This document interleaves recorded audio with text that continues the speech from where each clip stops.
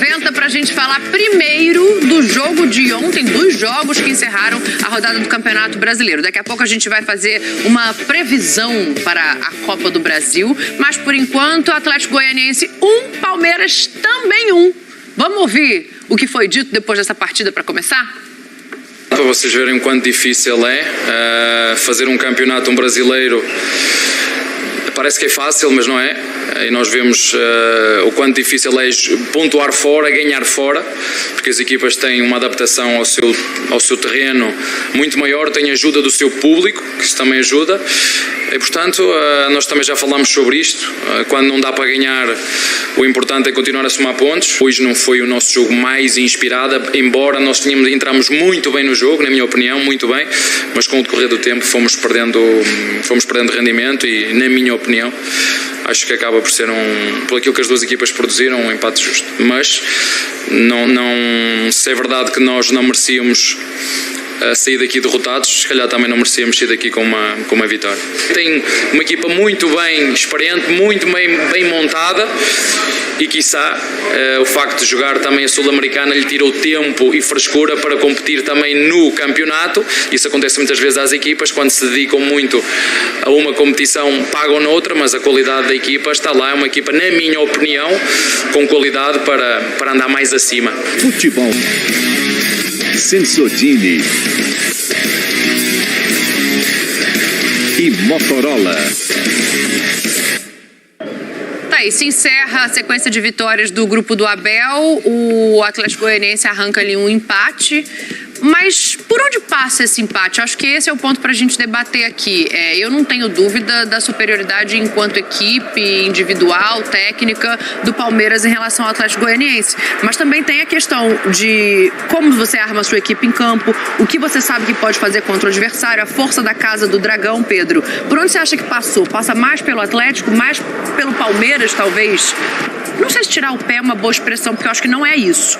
Mas por onde passa para você? Tudo bem, Dani. Boa tarde, um beijo. Edu, Bueno, Zé, o fã de esporte com a gente. A gente precisa reforçar sempre que tem um time do outro lado, né? Sim. O time do outro lado, o jogo não foi no Allianz, o jogo foi numa outra condição até climática, né? Comentada por quem lá estava muitas vezes, sobre o calor, sobre a dificuldade. E aqui ontem, quando a gente começou aquela roda de palpite, a gente pontuava. Não é porque o Atlético Goianiense, a coisa não vai ser tão fácil.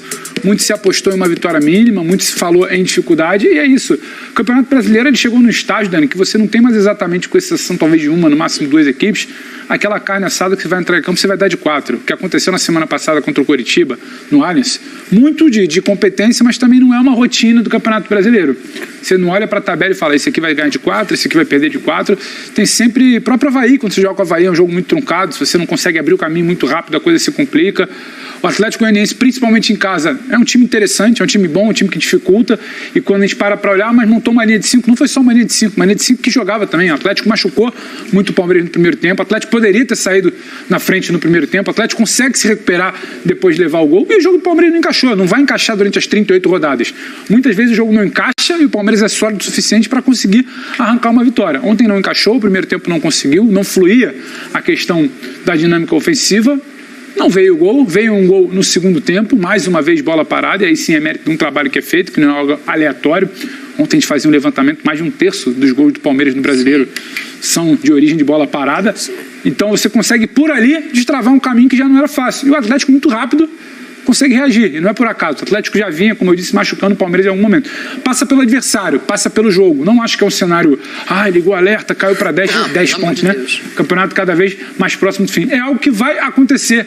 Um Palmeiras que não deixava de vencer desde que foi eliminado da Libertadores, ontem deixou de vencer, não perdeu. O campeonato continua, o campeonato está muito aberto, para o Palmeiras não ser campeão precisa dar tudo muito errado, precisa sair tudo muito do script, e ontem não foi exatamente algo que fugiu do roteiro, ontem foi algo que poderia ter acontecido. O Inter ganhou, diminuiu, como na próxima rodada o Palmeiras pode ganhar, os outros tropeçarem, o que acontece com muito mais frequência até. Eu acho que ninguém aqui, discordem à vontade, mas eu acho que ninguém aqui vai dizer que o título está em risco a partir de agora, né? E talvez seja até natural, Zé, não sei, o jogador dosar um pouco mais por saber de toda essa vantagem, ou para você também tem mais a ver com com o Atlético. A gente vai daqui a pouco fazer esse paralelo aí das bolas paradas, inclusive comparando com os outros times que se saem bem nesse quesito. O Palmeiras está muito acima, daqui a pouco a gente fala disso. Antes eu queria te ouvir sobre o foco, sobre a ansiedade, sobre como funciona essa reta final para um time que pode não verbalizar, mas sabe que vai ser campeão. Boa tarde, Dani, Bubu.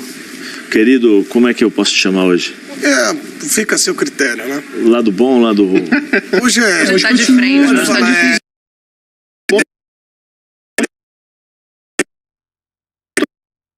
Todo dia. É isso. Eu acho que o lado bom tem que Você tá se sentindo bem hoje, Edu? muito bonito? Muito bonito, mas é que daqui... Tommy Lee Jones. Isso. Vamos ler, John. Pedro, por favor, tá tudo bem. Pedro, boa tarde, pessoal assistindo. Dani, assim, eu acho que o maior trabalho do Abel agora, nesse momento, é justamente, não é nem manter o ânimo e o foco, porque eu acho que o foco o Palmeiras tem. Eu acho que o Palmeiras joga aquilo que nós sabemos que ele pode jogar. Ontem foi um jogo difícil contra o Atlético Goianiense no campo do Atlético. É natural que tenha torcida, é natural que todas as pessoas torçam contra o Palmeiras, os jogadores querem ganhar do Palmeiras, o time a ser batido hoje é o Palmeiras, quem é o líder?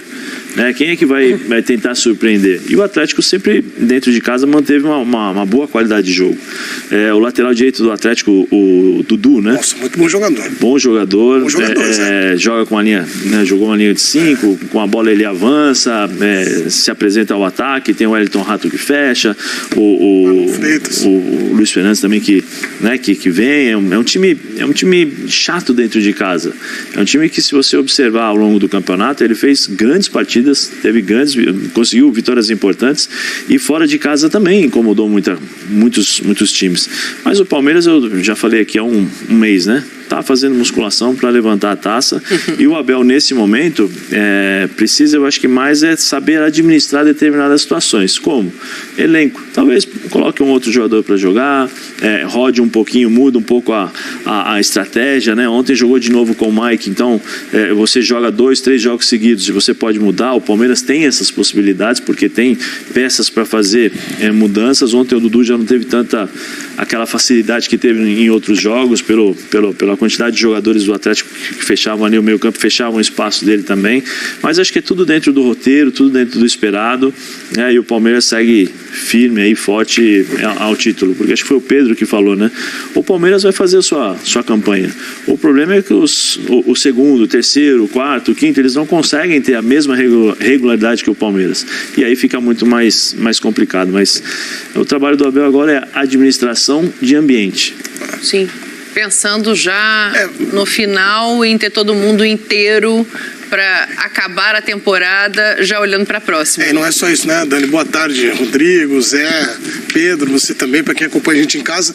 Essa gestão que o Zé cita também vai muito em relação a uma oscilação que é natural. O Palmeiras não vai fazer 100% até o final. E pode ser que contra o São Paulo tenha uma possibilidade de, por exemplo... Tá bom, tá bonito. Não, eu tava ajeitando porque tem um toque, se ficar um panto, enfim. E aí, é sério, porque se fica uma golinha para fora, enfim. Aí, o que eu acho, essa oscilação, ela vai acontecer, né, Dani? Eu não vejo o Palmeiras com 100%. E aí, vou jogar para o próximo jogo, para a próxima partida. 3, né? Então, e aí você tem o São Paulo pela frente, que é um clássico. O Rony tá suspenso, e aí o Zé falou sobre mudar o jeito de jogar. Olha aí uma boa oportunidade para você, de repente, olhar e colocar um sistema ofensivo um pouquinho diferente. E essa oscilação que vai acontecer é só não se deixar contagiar com o ambiente externo, que pode criar, por exemplo, se diminuir para 8 pontos. Sim. Se empata com o São Paulo, o Inter ganha. Aí, será que... Não. A gente continua trabalhando, o Abel tem que falar isso para uns jogadores, aí o ambiente lá fora é outro. E só ainda falando do Atlético, dar os parabéns, porque esse Atlético Goianiense é o da semifinal da Sul-Americana mesmo. E olhando o Campeonato Brasileiro, tem 2 times que estão fora de posição, o Atlético e o Fortaleza. Eles estão entregando mais do que eles estão pontuados ali no campeonato. Ô Rodrigo, para te dar boa tarde, boas-vindas, quero ouvir se a tua avaliação também vai nesse caminho, porque, tem toda a questão do mérito do Atlético, mas o Palmeiras também tem mais time que o Atlético mesmo desconcentrado, né? Você acha que escapa ponto ou não? Soma um fora de casa e tá tudo bem? Nesse caso, circunstância, boa tarde a todos os companheiros, Dani, fã de esporte. Nesse caso, eu acho que é um ponto conquistado. Né? Pega o Campeonato Paulista aí do Atlético Goianiense. Na Sul-Americana, ele foi eliminado pelo São Paulo, mas ganhou bem o jogo em casa, contra o Corinthians também, na Copa do Brasil. jogar lá tem essa questão do clima, que o Abel é um cara muito bem informado. Você vê a coletiva, a quantidade de números que ele dá. Ele podia ser jornalista, né? Teve um dia que ele bateu boca lá, falou, eu sou técnico, vocês são jornalistas. Ele podia ser jornalista, porque ele é muito bem informado. Ele e a equipe dele. Então ele tinha uma análise muito boa do Atlético Goianiense, que é um time fisicamente muito forte. Aquela virada contra o Fluminense, que o Dragão estava perdendo por 2-0, virou por 3-2, é muito da condição física. Esse time cresce muito no segundo tempo. E você vê nas entrevistas do Gustavo Gomes, tal, quem mais deu falando sobre isso? Impressionado com o time adversário. Olha, eu não sei como é que esse time está na zona do rebaixamento. Aliás, a gente fala muito aqui nos programas em geral, da tabela de cima. Na tabela de baixo, para mim, o único time que está na zona do rebaixamento que deve sair é o Atlético Goianiense. Então te cuida Curitiba, Ceará, porque a performance, né, a motivação, você vê o gol, a torcida está acreditando do Dragão, o time e tal. Eu acho que a modificação que pode acontecer na rabeira é a saída do Dragão. Agora eu vou aproveitar essa oportunidade que eu estou aqui, que nem sempre eu falo isso, quero dar uma sugestão para o Palmeiras, para a instituição. Opa. Porque assim, eu já falei aqui, antes de eu sair de férias, né, já tem mais de um mês, eu já decretei o título do Palmeiras. O Palmeiras deveria seguir o exemplo italiano, e o Palmeiras vem do Palestra Itália, de colocar uma estrelinha dourada, pode ser, já que ele tem uma vermelha ali, né? Para comemorar, vai ser o 11º título brasileiro, né, oficial, chancelado pela CBF do Palmeiras. Então, o que acontece na Itália? A cada 10 títulos, o Zé sabe muito bem, você ganha uma estrelinha. Então a Juventus tem 3. Milan e Inter estão brigando para botar a segunda, 19 para ganhar 20. Então, o Palmeiras é o único que pode falar que tem 10 títulos brasileiros e agora vai ganhar 11. Então, ele poderia inaugurar isso. Outros países, como a minha Holanda querida, também adotam esse sistema, né? Então, acho que dá tempo agora para o Palmeiras, vai ser campeão, tem 2 jogos em casa agora, o São Paulo e o Avaí, né? A tendência é fazer 6 pontos, né? Convenhamos, né? Então, eu acho que vai ser campeão com... Contra o São Paulo, você acha que é essa barba toda? Eu acho. Olha a vibe do São Paulo e a vibe do Palmeiras, né? Então, além da diferença dos times e tal. Então, acho que o campeonato vai ser definido com 3 rodadas de antecedência, pelo menos, e fica a dica para o marketing do Palmeiras aí, inaugurar essa nova era, né? Como na Europa, como na Itália, que o Palmeiras tanto gosta, de botar uma estrelinha. Dani, eu tô imaginando o cara do marketing chegando assim, Abel, tô com um projeto que é muito legal pro grupo e tal, eu tô com uma estrela já aqui, é só botar, vê onde que fica melhor, não escuta. Ele vai pegar, some daqui com essa estrela, você é a estrela. Mas a ideia é porque o Palmeiras tem entregue muito bem em campo, mas acho que dificilmente o Abel, né, e essas coisas do trabalho dele, se ele toparia ou não, porque o Abel, ele tem falado muito. E notem como os jogadores estão adotando o mesmo discurso, né? Não, jogo a jogo, uma decisão a cada passo. É muito desse Palmeiras, assim, né? Mas esse me parece. Todo time que abre vantagem, esse discurso, não ganhamos nada, jogo a jogo. Isso não é só do Palmeiras agora, do Abel, né? Sim. Vamos dar uma olhada nos lances da partida. A gente tem aí o gol do Atlético Goianiense, porque eu ouvi muita gente dizendo, eu não acho, tá? Mas eu ouvi muita gente dizendo que foi falha do Everton. Vocês acham que ele falha? Que ele sai ali... Eu comentei ontem, né? Se fosse um goleiro do São Paulo, qualquer um goleiro do São Paulo que saísse daquele jeito e soltasse a bola, a gente ia falar, poxa, o goleiro do São Paulo não tem goleiro, falhou. E essa bola agora? Aí ele faz isso aí, ó. Então. Aí ele faz isso. O goleiro do São Paulo tiraria essa? Tackle. Ó. Tackle. Certinho. Né? Zé gosta de futebol americano, né? Ô, Dani, no lance do gol, eu não sei o que passou na cabeça do Everton, mas a impressão que dá é como ele não viu o lateral ali, ele tentou... Tô sozinho. Ele tô sozinho, só que ele não viu a cobertura. Ele não se ligou, não se atentou aos dois que estavam chegando lá. Né? Mas acontece, né? O goleiro tá sujeito a isso. O goleiro é interessante, a gente viu agora, quantos lances? 6 lances. Tem uma defesaça dele e uma saída, às vezes um rebote. Então, o goleiro é sempre essa média, né? A gente vai sempre olhar para algum momento ali, uma fração de segundo de tomada de decisão, né? Agora, é impressionante como a bola entra sempre por trás da zaga, nesse corredor direito do Atlético Goianiense. Acho que já é uns 3 ou 4 jogos a gente para aqui para falar. E aí, quando a gente fala do que é o adversário, que não é só o Palmeiras em campo, acho que isso ilustra muito bem. Você falava, Dani, da colocação, muitos times, às vezes, de zona de baixo de tabela. Eu acho que o calendário ele é tão cruel que a tabela do brasileiro não reflete exatamente o que cada time pode entregar. É um Fortaleza que tem que dividir a atenção, é o Atlético Goianiense que teve que dividir a atenção mata-mata, é um Avaí que acaba pegando por não ter um orçamento para sustentar muitos jogos da maneira que muitas vezes consegue se organizar e dificultar para certos times. Então, quando você pega um Atlético Goianiense disputando rebaixamento, isso não quer dizer exatamente que é dos 4 piores times do Brasil. E não é. Está muito longe disso, inclusive. Inclusive, é muito mais organizado que muito time grande que quando a gente senta aqui para debater se pode sonhar por Libertadores, se não pode sonhar por Libertadores.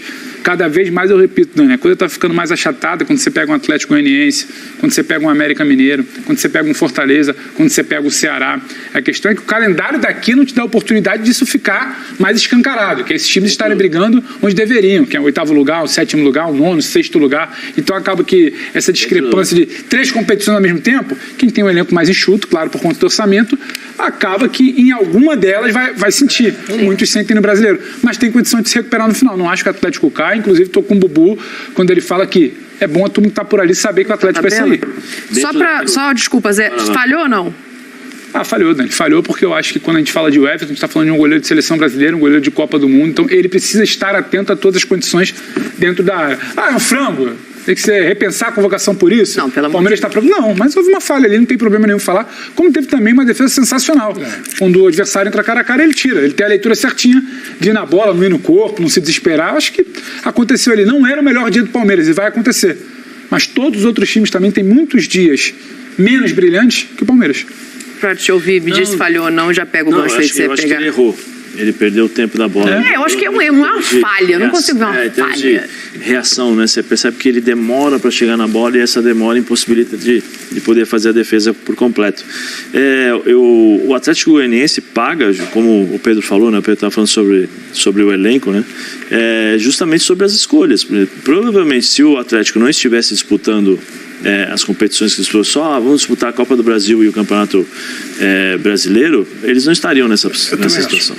Você lembra que quando o Atlético chegou na Sul-Americana, numa fase mais aguda, ele também tirou um pouco o pé do brasileiro. E aí isso é inevitável. O elenco não tem tantas opções. Não tem o elenco. Ele tirou o Nacional, Olímpia, times tradicionais. E você vê, o jogo contra o Palmeiras em São Paulo, alguém vai lembrar? Ele deu um calor danado, fez 1-0, aí foi aquele jogo maluco em que o Palmeiras fez 4 gols em 7 minutos. Mas assim, a produção, ele mesmo aqui em São Paulo deu trabalho pro Palmeiras. Você pega o que é o investimento do Atlético Goianiense, o que é o Atlético Goianiense em termos de tradição, de grandeza, e você tira um extrato ali do que ele fez de interessante nessa temporada, não dá para se limitar à luta contra o rebaixamento no Campeonato Brasileiro. O Atlético dificulta para muita gente, o Atlético tem um jeito de jogar, o Atlético em casa é difícil de ser batido, o Atlético na reta final do Campeonato Brasileiro está dificultando para o Palmeiras. É interessante, porque às vezes a gente quase sempre se apega, vai cair ou não vai cair? E eu acho que isso é muito pouco, porque tem muita gente fazendo. E os grandes times estão achando que simplesmente vai contratar 2 jogadores e vai falar que vai brigar pela Libertadores ano que vem. Não é assim. Tem gente trabalhando de maneira muito mais séria. Você vai dizer para mim que o trabalho do América Mineiro é pior que o do Santos? Não, Você vai dizer para mim que o trabalho do Atlético Goianiense é pior que o do Santos? Não. O que tem, o que vende? O Marlon Freitas, o Wellington Rato, o Dudu. Então, assim... É porque o Santos entrou num lugar de tentar sanar dívidas, contas, e o próprio presidente já disse, né, que não entende de futebol. Então ele se planejou mal. Ele não dá o futebol para ninguém. Exatamente. Porque não é um banco. O Santos não é um banco. Eu acho que essa ideia de sanar as contas é sensacional. É muito bacana. Mas você não pode se ele quiser, ele larga o futebol um ano e ajeita a dívida. Só que o Santos, ele é um clube de futebol. Para você, o Santos tem mais chance de cair do que o Atlético Goianiense? Não acho que o Santos tem chance de cair. Eu falava que isso aqui desde que o Prates ficava naquela coisa, dos 37 pontos. Não, página triste ele falava no campeonato. Agora, a gente tem que saber o que é o trabalho. O trabalho do Atlético Goianiense na temporada é muito melhor. Muito melhor com o que tem, claro. Na comparação com o Santos, mas o Santos talvez termine na frente da tabela. Isso diz muito pouco sobre o que você pode fazer, sobre sua margem de evolução. O Atlético Goianiense hoje é um time de futebol muito mais ajeitado, tem uma temporada muito mais positiva do que se propõe a fazer e do que faz, do que o Santos. Sanar dívidas, eu vou sanar dívidas. Tudo bem, você vai sanar dívidas. A sua premissa é essa. Só que você precisa entregar o departamento de futebol na mão de alguém que toque. Claro, você não entrega para ninguém. Esse foi uma bagunça. Olha, só pra gente colocar o Abel de volta nessa conversa aqui, o Pedro Ivo chamou a atenção para a bola parada, né? É uma grande arma desse Palmeiras na temporada. Vamos ouvir o Abel e já colocar os números para a gente debater aqui. Por que essa bola parada está tão bem treinada? O que está acontecendo nesse Palmeiras? Não é única, eu sei que no total nós temos 54 golos feitos de bola parada, o Flamengo tem 52, o São Paulo tem 50 e o Atlético Mineiro tem 44 golos feitos também. Portanto, não é só do Palmeiras, esta é uma competição ou um campeonato onde se faz muitos golos de bola parada, não é só o Palmeiras, mas fico contente, é um grande trabalho que o Castanheira está a fazer, a responsabilidade das bolas paradas é dele. Eu acho que foi o 23º ou 24º golo que fizemos de bola parada no Brasileiro. Temos mais 20 feitos de ataque posicional e 9 de transição. Nós somos uma equipa que aproveita tudo, joga de todas as maneiras e, portanto, é continuar este caminho. Boa, tá aí, olha, mais gols em jogadas de escanteio no Brasileirão 2022. O Palmeiras tem 19 gols dessa maneira. Quem tá em segundo lugar é o Flamengo com 10. O Abel lembra ali na entrevista coletiva, mas é metade, né? E o Corinthians tem 8 gols de bola parada. Ô Zé, é treinamento, usar isso como parte do jogo de maneira mais veemente do que outros times fazem? O que acontece para esse número ser tão discrepante em relação aos outros? Treinamentos e qualidade dos jogadores. Porque você pode até treinar, mas se você tiver uma boa batida, mas você não tem 2 bons cabeceadores, a tua batida vai ficar 50% com efetividade, vamos dizer assim. Mas ele monta de acordo com aquilo que tem. Scarpa, é impressionante como ele bate na bola, ele tem uma definição, né, uma técnica, a bola vai rápida, né, vai muito forte, rápida no segundo pau, como foi esse gol contra o Atlético Goianiense que o Murilo chega atropelando. Às vezes ele bate, você lembra do gol do Mike contra o Curitiba, também muito rápida a bola no primeiro pau, então você tem homens que possam, a gente fala atacar a bola, né? Não fica esperando, que tem um bom tempo de bola. Tem jogado em 2 tempos também, sim, quando bate, curta, aquela do Scarpa que ele vai chutar o Murilo, tem tudo isso, mas ele faz porque ele tem as possibilidades na qualidade dos jogadores. Claro. Então isso é bem treinado, méritos do Abel. Os zagueiros dele tem 10 gols, né? Cada. Também. Até aqui, quer ver um outro exemplo que mostra muito, além da troca de posições, o Palmeiras tem 2 atacantes de baixa estatura, Dudu e Rony. Mas o próprio Mike, que não é alto, faz um gol de posicionamento. Ele ataca essa bola que vem no primeiro pau. O Rony faz isso também. Então, isso mostra. Muito bom nisso. Posicionamento. Nunca eles estão ali, Du. Não, eles sempre vão chegar. Sempre na linha da grande área, um escanteio. E aí, existem algumas marcações que você pode tentar dificultar, né? Que nem a marcação individual, tem a marcação mista, né? Que eles fazem. Você tem o posicionamento ali, fecha com o primeiro pau com 3 ou 4 jogadores, né? Dependendo, faz o triângulo, aí depois você tem os jogadores que são por zona e o jogador que pega a bola. E aí tem 2 ou 3 jogadores que fazem a marcação individual. Ou senão aquela só por zona mesmo, que fica só posicionado esperando. Para o Palmeiras é ótimo quando você joga contra uma equipe que fica só esperando. Claro. Porque ele está parado contra o Gustavo Gomes, Murilo, os caras que vêm atropelando. É muito difícil. E aí eu falei ontem ou antes de ontem sobre a saída do Scarpa. Olha, o Palmeiras tem que começar a treinar jogadores para essa partida. Ele que tá ali nos escanteios, né? Se você for olhar, se sai o Scarpa, é que o Rafael Veiga tá machucado. Sim. Mas se o Rafael tá em campo, seria uma alternativa de batida. Mas tirando os dois, a preocupação do Zé é interessante e faz valer, porque o terceiro batedor é o Gabriel Menino, por exemplo, que não joga sempre. Então, só para ter uma ideia como eles vão ter que buscar alternativa. E não é só a batida, né, Zé? Porque é diferente de você ir lá e, não, eu vou ser o homem da bola parada. É a maneira que você vai colocar essa bola e a maneira que você bate. O Scarpa tem variação de batida. Ele não é só a batida forte, ele bate essa tirando peso para o cara chegar na velocidade. Disso então, você entende, né, André? Não, porque eu entendo muito tempo, porque eu fiquei muito tempo no campo, atrás do gol. Atrás do gol. Eu vi muito essa bola de atrás do gol. Mas essa batida, ela tem variação. Por isso que o Scarpa, até quando o Veiga estava no campo, ganhava dele. Tem um detalhe curioso técnico, né? Muito nos confrontos do Palmeiras com o São Paulo, o Rogério Ceni orientava para não ceder escanteio do lado esquerdo do campo de defesa, do lado direito de ataque, porque é onde o escanteio facilita para o canhoto. Pega quase todos os gols, a maioria dos gols de escanteio do Palmeiras é do lado de lá, digamos assim, né? Onde o canhoto bate de forma fechada. Né? Ali o Palmeiras é muito forte, é quase, né? Porque além dos zagueiros, o Rony e tal, a bola na primeira trave é muito forte. Só que o São Paulo, no jogo do Brasileiro, no Morumbi, perdeu com um gol de escanteio do outro lado, com a bola aberta, gol de zagueiro também. Ô, Rodrigo, eu estava falando com o Zé. Tá suspenso contra o São Paulo, Tá suspenso contra o São Paulo. Isso, por isso que eu citei que tem a possibilidade de mudar a linha ofensiva. Essa variação de batida, Dani, que você fala, dali ele não vai ser tão bom. Eu, por coincidência, nessa semana, eu estava lembrando com o Zé de um jogo que o Zé estava no campo e tem o Palmeiras envolvido, 95, Palmeiras e Corinthians no interior de São Paulo, acho que Ribeirão, né, Zé? Aí a falta sai na entrada da área, o Marcelinho tá ajeitando, o Veloso põe o Miller no pé da trave. Que ele pensou, ali o Miller salva. Eu acho a que bola o Miller passa. foi sozinho. Um palminho certinho. O Veloso falou que o Miller foi pra lá. Ele não queria, que ele tinha mandado o Miller, aí o Miller foi. Então pode mas ter sido. ali, podia colocar. Respeito, eu gosto muito do Veloso, gente boa demais, mas ele não ia chegar na bola. Grandíssimo goleiro. goleiro. Como o Marcelinho bateu na bola ali. Se você tem hoje um batedor de faltas, você tem a possibilidade de definição de jogo. Porque pela igualdade, né, dos sistemas táticos, da evolução da parte física, ou até mesmo o próprio jogador que bate lateral, né? Você vê, o Botafogo ganhou do São Paulo com um lateral. Marcos Rocha foi arma do Palmeiras há muito tempo. Contra o próprio São Paulo. Marcos Rocha no Atlético Mineiro. Aquela famosa cena que Ronaldinho Gaúcho pega a água do Rogério. E quando você vê, o Marcos Rocha estava batendo lateral, gol. Hoje em dia o futebol ele é definido por pequenos detalhes. Uma batida de falta é um pequeno detalhe que te dá 3 pontos. Pensando no São Paulo, né? O Rodrigo estava falando ali que acha que é um jogo tranquilo para o Palmeiras voltar a vencer depois desse empate.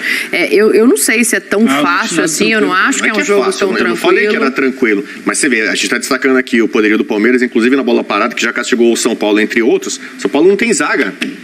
O Diego Costa tá machucado, não sabe se volta. Eu acho que é favorito, mas aí eu perguntei, falei, essa baba toda? Você falou, eu não falei baba, eu não falei tranquilo. Eu perguntei, você respondeu que sim, homem. Não, eu falei que o Palmeiras deve fazer os 6 pontos. Aí você falou, mas assim, São Paulo, a tendência é o favoritismo total do Palmeiras. Mas eu não acho que a conta é tão fechada, não. Tá bom. É um clássico, a necessidade de recuperação, é você podendo carimbar o time que... Não, clássico sério, você precisa recuperar seu time, você pode carimbar ou dificultar. Quem é o favorito pra ganhar, Palmeiras ou São Paulo? Não, isso é uma coisa. Tô falando isso. Mas pra discutir a dificuldade do jogo, sabe? Por exemplo, sem o Rony, vai entrar quem? Vai entrar o Hendrick? Vai entrar... A ideia é que o Merentiel jogue, ou o Breno Lopes, que também faria essa... O Hendrick não é a primeira opção. O Hendrick não é a primeira opção, e até pela linha de raciocínio do Abel, de proteger um pouco mais, eu duvido que ele coloque o Hendrick logo de início para esse jogo. Mas esse empate de ontem é prejudicial para o São Paulo. Eu acho que eles vão entrar com... Não que não entraria com foco total, mas com vontade, porque é um clássico, e um clássico tem muito forte. Mas negro, esse empate tinha muito flamenguista secando o Palmeiras ontem, porque com esse empate de ontem, o Palmeiras matematicamente não chegou aos 90 pontos do Flamengo de Jesus. 19. Não pode mais chegar. Gente, tá vendo? Pra quem tava achando que o Palmeiras ia fazer uma campanha igual a do Flamengo de Jesus, agora não, matematicamente é impossível. Tinha flamenguista comemorando o título do Flamengo. O título, o time dos pontos corretos do Flamengo de Jesus. Aí é demais.